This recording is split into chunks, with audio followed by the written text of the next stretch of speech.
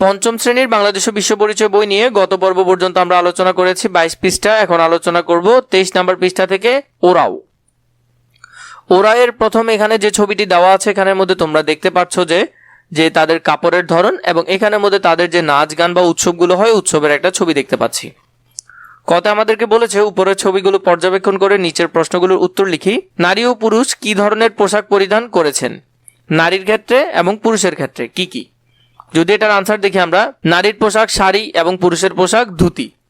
পরে বলেছে ছবি 2-এ কিসের ছবি, তারা কি করছে। এটা হলো তাদের উৎসবের ছবি এবং গান ও নাচ করছে তারা।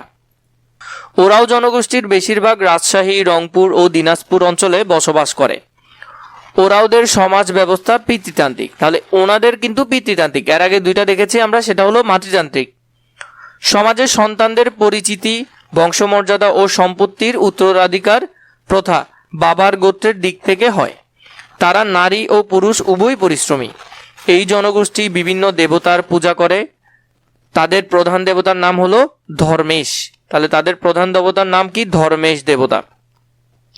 ওরাওদের ভাষার নাম হলো কুড়ুক ও সাদরি। তাহলে ওদের যে ভাষা আছে কুড়ুক ও সাদরি, এগুলো কিন্তু তোমাদের জন্য খুব বেশি গুরুত্বপূর্ণ, এগুলো খুবই ইনফরমেটিভ পড়া এবং পড়া খুবই গোছালো। ওরাওদের জীবন কৃষি নির্ভর। ওরাওদের জীবন কৃষি নির্ভর। তারা গবাদি পশু সহ হাঁস মুরগি পালন করতে ভালোবাসে। তাদের প্রধান খাবার ভাত। তাছাড়া তারা গম, ভুট্টা, মাছ, মাংস ও বিভিন্ন ধরনের শাকসবজি খেয়ে থাকে। পুরুষেরা ধুতি, লুঙ্গি, শার্ট ও প্যান্ট পরে। মেয়েরা শাড়ি ও ব্লাউজ পরে। নারীরা বিভিন্ন অলংকার পরিধান করে। ওরাওদের প্রধান উৎসবের নাম হলো কারাম। তাহলে ওদের প্রধান উৎসবের নাম কি? কারাম। এটা খুবই খুবই বেশি গুরুত্বপূর্ণ, ভালো করে দেখবে। ভাদ্র মাসে এই উৎসব পালন করা হয়। তাহলে তাদের প্রধান উৎসব পালন করা হয় কোন মাসে? বাংলা ভাদ্র মাসে পালন করা হয়। এছাড়া তারা প্রতি মাসে ও ঋতুতে বিভিন্ন ধর্মীয় অনুষ্ঠান পালন করে। নৃত্য ও সঙ্গীত ওরাও সংস্কৃতি একটি অবিচ্ছেদ্য অংশ। তারা তাদের ঐতিহ্যবাহী বাদ্যযন্ত্র নিজেরাই তৈরি করে। ওরাওদের ঘরের দেওয়াল সাধারণত মাটির এবং ছাউনি ছন ও খড়ের। তাদের অধিকাংশ ঘর আকৃতিতে ছোট ও 4 চালা বিশিষ্ট। তাহলে তাদের ঘর কত চালা বিশিষ্ট? 4 চালা, একেবারে ছোট ঘর। ওরাওদের ঘরগুলো খুবই পরিষ্কার পরিচ্ছন্ন। ঘরের দেওয়ালে অঙ্কন করা গাছ, লতাপাতা, ফুল, পাখি ইত্যাদি এগুলো বাংলাদেশের লোকজ সংস্কৃতিকে আরও সমৃদ্ধ করেছে। খ নম্বর, উপযুক্ত শব্দ বসিয়ে শূন্যস্থান পূরণ করি। ওরাওদের প্রধান খাবার কি? তাদের প্রধান ধর্মেশ। তাদের প্রধান দেবতা ধর্মেশ। তাহলে ওরাওদের প্রধান উৎসবগুলো এখানে আমরা দেখেছি। তাদের প্রধান উৎসব হলো কারাম।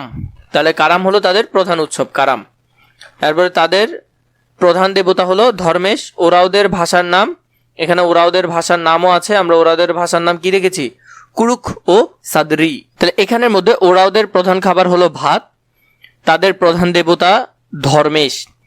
ওরাওদের ভাষা হলো কুড়ুক ও সাদরি, এই 2টা হলো ভাষা। তো এগুলো তোমরা সুন্দর করে পূরণ করতে পারবে আমি জানি। এরপরে ঘ নম্বরে, ওরাও ও খাসি জনগোষ্ঠীর সাংস্কৃতিক বৈশিষ্ট্যের তুলনা করে নিচের ছকে লিখি। আমরা ওরাও এবং খাসিদের যে বৈশিষ্ট্যগুলো এগুলো আলাদা করব। যেমন ভাষা, ওরাও হলো কুড়ুক এবং খাসিদের হলো খাসি ভাষা এবং নামও ছিল একটা। পোশাকের মধ্যে যেমন শাড়ি পরে ওরা, আর ওরা পরে ধুতি ও জাইনসেম। খাবারের মধ্যে ভাত জনজনের প্রিয় এবং কাজ কৃষিকাজই করে। নাচ গান এবং নাচ করে ওরা। তো এইগুলো তোমরা সুন্দর করে পূরণ করতে পারবে আমি আশা করি। খুবই গোছালো আকারে দেওয়ার চেষ্টা করেছি। আমাদের শ্রেণীতে একজন নতুন শিক্ষার্থী ভর্তি হয়েছে। আমাদের শ্রেণীতে একজন নতুন শিক্ষার্থী ভর্তি হয়েছে। শিক্ষক জানালেন আমাদের নতুন সহপাঠী একজন ওরাও পরিবারের সদস্য। আমি যেভাবে তার সাথে বন্ধুত্ব সুলভ আচরণ ও সহযোগিতা করব সে সম্পর্কে একটি বর্ণনা লিখি। এখানে একটু ছোট করে আমরা বর্ণনা লিখব। তাহলে এখানে দেখো, আমাদের শ্রেণীতে একজন ওরাও পরিবারের শিক্ষার্থী ভর্তি হয়েছে। আমি তার সঙ্গে বন্ধুত্বপূর্ণ আচরণ করি এবং পড়াশোনায় তাকে সাহায্য করি। বড় করে দিলে তোমরা সেখানে জায়গা করতে পারবে না, তাই আমি ছোট করে দিয়েছি যাতে সুন্দর করে লিখতে পারো।